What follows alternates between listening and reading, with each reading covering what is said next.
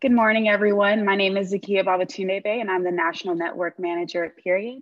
I'm very excited to be hosting this panel today on federal legislation. We have been doing a series of videos for Period Action Day, and I'm super excited to be able to have this conversation with some of our youth leaders, as well as Congresswoman Grace Meng. And so I'm going to go ahead and allow you all to introduce yourselves. We can start with Umaina and go from there. Hi, my name is Umaina Bashir. I'm an intimate care fellow for Women's Voices for the Earth. I am currently a master's student at the University of San Francisco, studying organic chemistry, and I'm very happy to be on this panel. Awesome, thank you. Annabelle? Hi, everyone. My name is Annabelle Jin. I'm the Secretary of Period's Youth Advisory Council, and I also founded a local chapter of Period back in 2018. And so I'm incredibly excited to be on this panel. I'm also a first-year student at the University of Pennsylvania studying biology and medical sociology on the pre-med track. Awesome, thanks. And finally, I would love to have Congresswoman Meng introduce herself as well. Hi, everyone. I'm Congresswoman Grace Meng here from New York City. Really grateful for our advocates on the line today. Awesome. Thank you all so much for being here today. This is going to be a great conversation. I'm going to go ahead and jump in. So according to the State of the Period study as of May 2021, 1 in 4 students in the US do not have access to period products. Congresswoman Grace Meng has introduced the Menstrual Equity for All Act of 2021, which requires that menstrual products are stocked and made available free of charge in elementary and secondary schools, institutions of higher education, and in federal buildings, including the Smithsonian Institution, the National Gallery of Art, and the US Capitol and its associated buildings. Additionally, this bill requires that menstrual products be free of charge and accessible to incarcerated and detained individuals, homeless individuals, those on Medicaid, and employees at their place of work. So that's a pretty amazing piece of legislation. We're going to be talking a little bit more about that. But before we get too deep into that, I would really love to know, what does menstrual equity mean to you? Why are you interested in addressing menstrual equity? And I would love to start with the Congresswoman. Sure. Menstrual equity to me is a healthcare issue. It is a human rights issue. It is a bodily function that we don't have the luxury of choosing whether we want or not. Period poverty, or the lack of access to menstrual products, can really hinder a person's day-to-day life, making it difficult to go to school, to a job interview, and to pursue opportunities in general that could help lead to economic advancement. Every year, the average cost of period products is about $100 per person in a household, and these costs can really add up. And menstrual equity to me just means, as we have no control of this bodily function, there should be no structural barriers that period poverty can create in a person's life. Period products are not luxury items at all. They are necessities, just like paper towels, toilet paper, soap in our bathrooms. And so as we go around talking about this issue, so much progress has been made just by talking about it and educating people, just requiring us to step out of the norm and change our thinking, change the way we think about period products, and ensure that every single person has access to this basic healthcare and human right. Absolutely. And I think that's a great segue into kind of an additional question on what you said. Basically, what does it mean to say menstrual equity for all? You mentioned everyone, so what does all mean? And I would love to hear what the youth leaders on the call have to say as well. I can start off. There's no one in this country that should have to worry about whether they can go to school or whether they can afford to get a product, or if they're too embarrassed to ask for one during school or their workplace, for example. I first learned about this issue from a young student in my district. Honestly, I never thought about it. I was always able to, fortunately, afford these products. And this student wrote to me saying that the grants that our homeless shelters in New York City receive prohibited them from buying these products to give out to people in their shelters. So it was relatively straightforward. We worked with the FEMA agency, who actually administers many of those grants to homeless shelters, and we were able to change the rules so that homeless shelters were able to buy these products. But this is something that it's common sense, whether you are visiting a homeless shelter, whether you are incarcerated, whether you are just attending your local school or working, at a large corporation, wherever you are, just like we can always have access to paper towels, to toilet paper, and to soap, this should be available in the bathrooms. I originally thought that this was a problem that might maybe only affected people in underdeveloped countries, but realized whether it was in countries around the world or right here in our country, people shouldn't have to be skipping school for a week every month of the year because they got their period. Absolutely. Yeah. Oh, go ahead. Oh, sorry. Well, yeah, I completely agree with you, Congresswoman. And like you said it beautifully, like period care and like menstrual equity is a healthcare like issue. It's not an issue, a topic. It's like every person's right to have access to period care. And like for me, menstrual equity is like the ability to feel confident that I can go out to a grocery store and like know that these products I can buy, and I come home and I feel comfortable knowing how to use them every single day, not just for one cycle, but for every single reproductive cycle, menstrual cycle I have throughout my entire lifetime. And so many individuals do not have that luxury, or it's not even a luxury, necessity, that they don't have this ability to take care of their reproductive health. And that's why these laws that are getting passed are so important to like educate the youth and just the general community about. And the work you're doing is amazing, Senator. I think it's absolutely amazing. I think it's also very important to bring up the fact that like menstrual equity for all kind of goes beyond just like providing period products for people who are in need of them, who are impoverished, who are like in prisons or shelters, right? It's also the idea that like period stigma like affects all of us, right? Like we grow up in a world where like periods are not normalized, not seen as a necessity. And so ensuring that we have menstrual equity for all means that we can grow up in a world where periods are seen as like the normal, like everyday bodily process that they are. Yeah.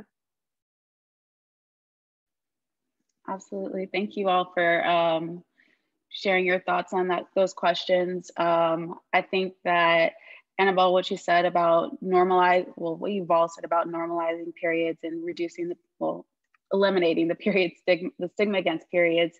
It's a really important thing that we are all working towards eradicating from our culture, from society, and allowing menstruators to be able to like live in a world where we can just,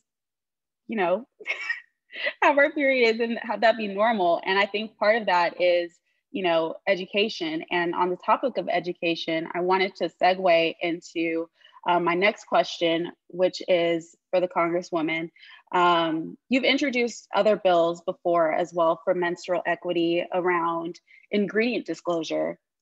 So I would love if you could talk about why it's a right to know about menstrual ingredient disclosure. Would you be able to share a bit more with us? Sure. And first, I want to piggyback a little bit off of what Annabelle said. She's absolutely right. And learning more about this topic and striving to achieve menstrual equity has made me, myself as an individual, learn to normalize having periods more as well. I've gone from, in my few years in Congress, I've gone from you know, slipping a pad or tampon up my sleeve as I was walking through the office to the bathroom, to now having an entire wall in our office dedicated to period poverty. And we post up all the letters and suggestions that come in from literally around the country. And so to Annabelle's point, I think that's incredibly important. And that's a crucial part of why we're working not just to pass the legislation, but to just changing, you know, we don't get embarrassed when we say we have to go pee, or, you know, we have to go to the bathroom.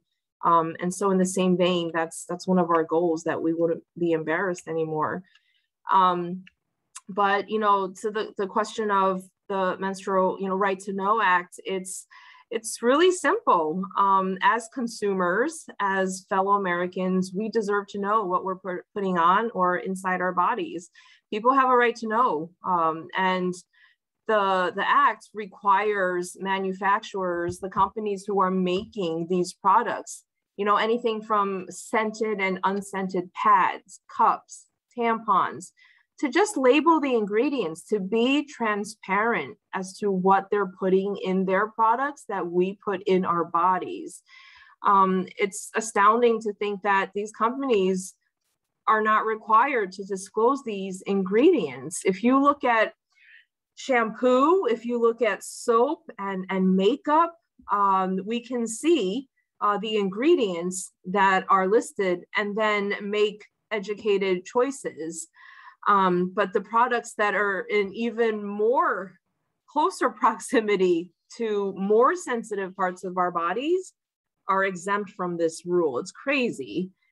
Consumers are being denied access to really critical information that affects our safety and it impacts our ability to make informed choices. So this bill really just puts consumers' health and safety first, and just gives consumers the knowledge that they need to arm themselves with when they're trying to figure out what types of products to buy. And to like piggyback on that comment you said on the bill, yeah, as a chemist, and like I work with chemicals all the time, like I know that like there are a lot of toxic chemicals that are in period products, because right now they're listed as medical devices. So that's not necessary for them right now, these manufacturers, to like list out all the chemicals in them. However, they're like toxic chemicals in fragrances, like there are quats, there's all these different chemicals that in the most absorbent portion of your body, like they can get absorbed into that tissue and go to parts of your body. And right now, like there's being research done that shows like, yes, these chemicals have some like long-term side effects. And like there's some chemicals like nanoparticles, like these are small silver particles that like they could have significant impact on your body. But right now, manufacturers are not like required to put those like ingredients on their labels. And this is a concern. So it is a right to know exactly, when I put something in my body, I want to know what it is, how it will affect me, and that I can feel safe using these items.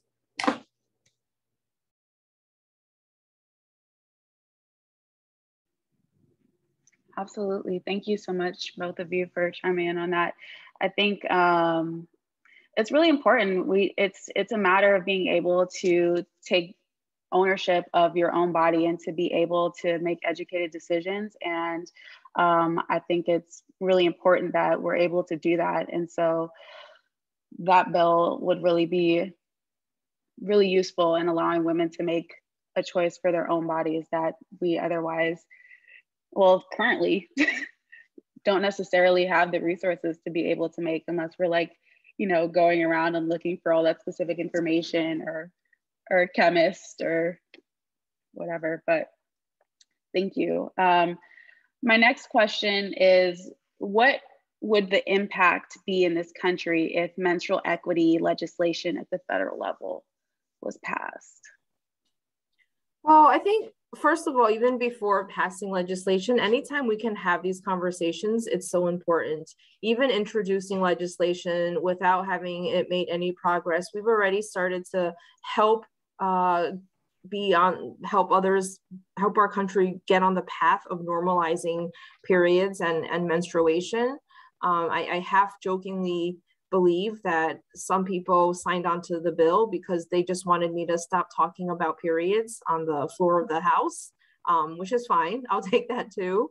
But I really believe that it would be really transformational because people aren't used to hearing about it. This is something that we just whisper about amongst our own friends and family if we're fortunate enough to. But the truth is 1 in 5 school-aged students in America have either left school early or they miss school entirely during the time that they get their periods. 1 in 10 college students have experienced period poverty, which impacted their mental health and well-being. And there was a survey of lower income women in one of our large US cities, which found that almost 2/3 of women couldn't afford menstrual products during that previous year. And we've all heard stories about school-age students using the stuffing from inside their stuffed animals or towels to make a makeshift pad, or people who were incarcerated and had to share or ration the number of products that they were lucky enough to receive. This is not safe. This is not healthy. It's really cruel. And no one in America should be having to choose between buying food for their families and feeding their children or buying menstrual products. So, the bill tries to be holistic in how it addresses period poverty on the federal level. But, indirect goal and wish for me is that it just ignites these conversations in all our state legislatures and local municipalities, so we can make changes on all levels of government. Yeah, kind of going off what Congresswoman Grace Meng said, this bill would be like a game changer with regards to like how we normalize like talking about periods, right? Because it would provide period products and not just for vulnerable populations like in shelters and prisons and detention facilities, but also at like all levels of society, because they would be provided in schools and universities, in businesses and in federal public buildings, right? So having these period products like so freely available in our society would normalize them and like have us like see them as like the necessity that they are. Like I can count on one hand the number of times I've been to a public restroom that provided free period products, right? And I know that because I get so excited whenever I see them because they're just so rare. But if I told you that I could count on one hand the number of times I've been to a restroom that had like necessities like toilet paper and soap and paper towels, you would think that I would be like crazy, right? So why is that the case for period products? Like they're just as much a necessity as like soap and like toilet paper. And so this bill would like make sure that like we see period products as like this normalized necessity as they are.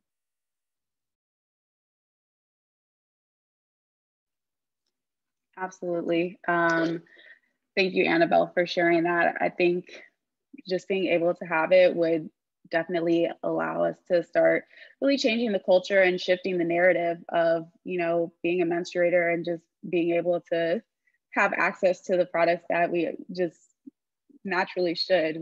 None of us menstruators, we don't have the choice to not menstruate. So being able to have access to the products to actually take care of ourselves as human beings is paramount. Thank you both for those answers. I want to transition a little bit, or really to segue into my next question. Congresswoman, you mentioned that you jokingly felt that some of the people signed on because they just wanted you to stop talking about it. I saw a couple of our panelists laugh at that. So I'm curious to know, and this is a question for you, Congresswoman, and the other panelists as well, how has being a woman of color affected your experience with fighting for menstrual equity? I think being a woman of color, coming from a family of immigrants, has helped me understand better why people might not be able to have these conversations with their own family or friends, how they literally will have no one to talk to about this. I grew up in a predominantly Chinese speaking household, and my Chinese is okay, but as a kid, I didn't know how to ask about periods. I didn't know how to say period even. And my parents were working all the time. Like, I just didn't feel like I could ever ask them about it. I learned a lot from books, like Judy Blume's Are You There, God? It's Me, Margaret. Like, that was my education on many issues. And so whether it's language obstacles, whether it's income level obstacles, there's just, depending on the culture, there's a certain stigma in talking about this issue. And so this is definitely a taboo topic in many families. But I think, being a woman of color, it's helped me understand the need for us to look out and reach out and to make sure that a huge part of the reason why I'm involved in this mission is because I know there are students and young people in families who might not have anyone to talk to about this. We've all heard stories where someone gets their period for the first time and they think they're sick or dying, that doesn't have to be the case. And so, it's really helped highlight the importance and sense of urgency for me. I can totally relate to your background, because I come from immigrant parents as well. And I don't know if anyone else has felt like this, but when I was a kid, I always felt like that I had to tiptoe around my male family members, like my dad and my brother. I remember specifically my period had started and my mom's like, shh, don't say anything. Just go to the bathroom.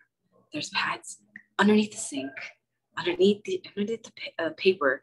Just go. And growing up, it was this feeling of oh, silence. Don't talk about your period. And honestly, as we've all been saying, this is my health, men have erectile dysfunction and that's screened everywhere. And periods are oh gosh, be quiet. Shh. So I think that these conversations and being more vocal about your period is super important.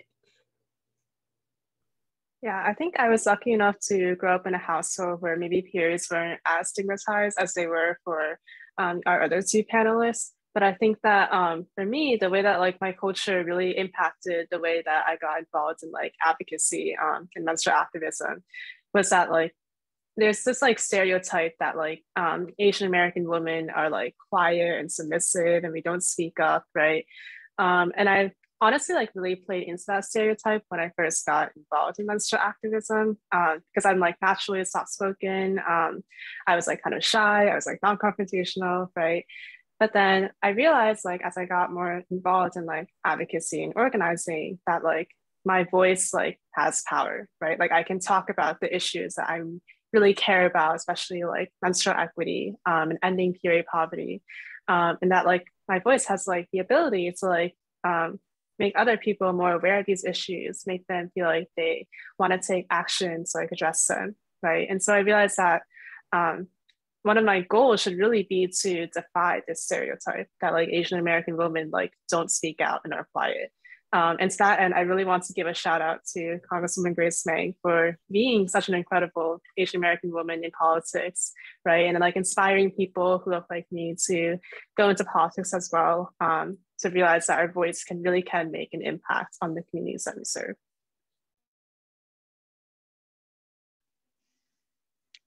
Thank you all for sharing your stories. I think as women of color, kind of like you were saying, Annabelle, we're expected to just kind of deal with whatever comes our way and to be strong and to just take it and go with it and to not really, speak out on the things that are real life issues for us. And so I applaud all of you for being vocal and coming to the menstrual equity space and doing impactful work.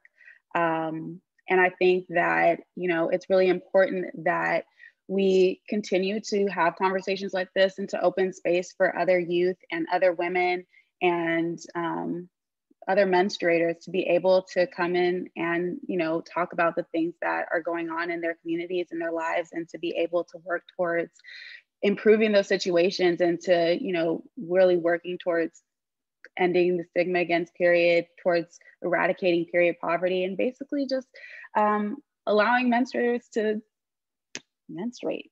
And I think that leads me into my last question for you all today. Well, it's really two questions. Why should youth get involved in fighting for menstrual equity at the federal level, excuse me, and what can youth do to support these initiatives at their local, state, and federal levels?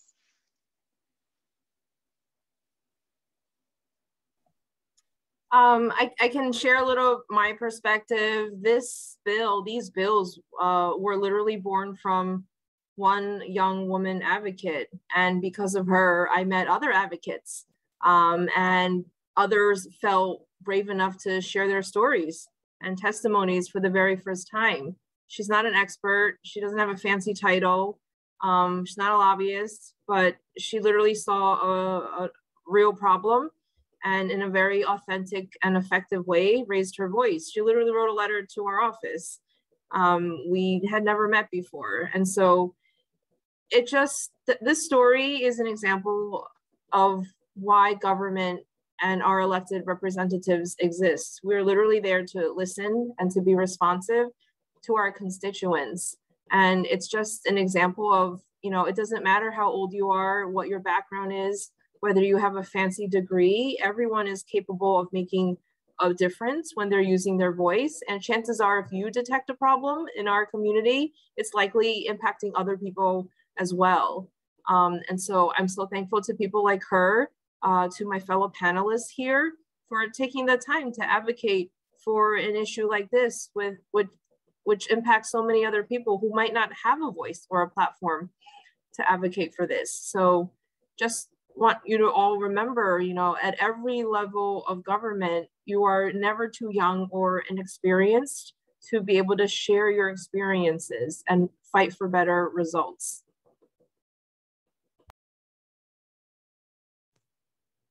And I totally agree. Like for me personally, I had like a similar experience with like when I got into this.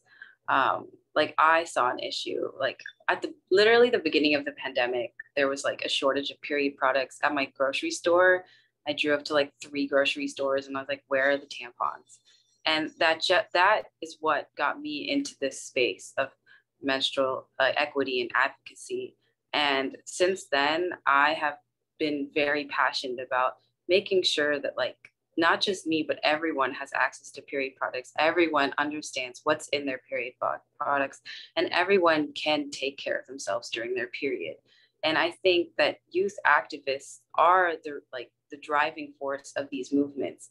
And like at Women's Voices of the Earth, like for youth to get involved, like we do host OSOF workshops, we do different like toxic label reading projects where everyone can involve. But I feel like for as a youth and like for other youth activists, it doesn't matter like how you start. If you see an issue, just take one step. And if everyone takes one step, I think that menstrual equity can be ultimately truly achieved. Going off of that, I would say like, I feel like a lot of people who want to get involved in issues like menstrual equity might get a little like nervous or like intimidated. They feel like they can't really make an impact, like they're not, you know, good enough or like talented enough to do it. But I would say like when I first started out, like as I mentioned earlier, like I was like very shy and quiet, and like, you know, I also had like a fear of like public speaking, right? But I knew that I was passionate about this issue and that I wanted to get my views and like my drive for like what I do out there, right? And so all it takes is just getting started, you know, like you can overcome like any of your like anxiety or your like imposter syndrome like as you go along, but don't be afraid to like take that first step to like, you know, really advocate for the issues that you care about, because the rest of it will come with experience. Yeah. Wow, thank you all so much for those answers. Every voice has power, right? And our youth, our young leaders who are speaking out and advocating and protesting and leading rallies and holding product drives and leading chapters at their schools and starting clubs, all these amazing points of activism that are happening through our youth to actually incite change is so important, and every voice matters. So thank you all for those amazing answers and for participating in this conversation. That concludes our panel for today. Thank you for being here. Thank you, Congresswoman, for your time and for your knowledge and wisdom and experience. Thank you, Annabelle. Thank you, Yamina. You both were amazing, and this has been great.